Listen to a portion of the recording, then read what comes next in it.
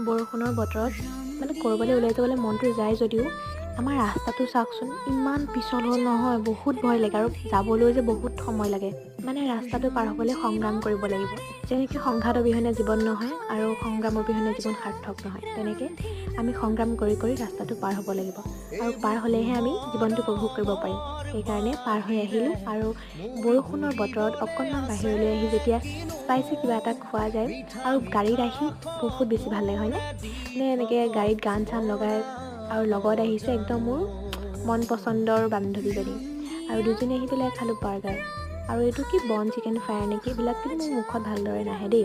আৰু এইফালে ঘৰত আহি গাখীৰ চাহ, মই কিন্তু গাখীৰ চাহ নাখাওঁ আৰু ভণ্টিয়ে বনাই আছিলে অমলেট আৰু পুৰি। মানে মই তেনেকৈ ইমান নাখাওঁ, মানে মই দেখাওঁ ক্লিপবিলাক দেই, মই আপোনালোকক কৈ দিছোঁ, বহুতে সোধে ইমান খাওঁ, মই কিন্তু নাখাওঁ। আৰু এইফালে মই লৈ আহিছিলোঁ মেগী আৰু আজি লৈ আহিছোঁ বাই।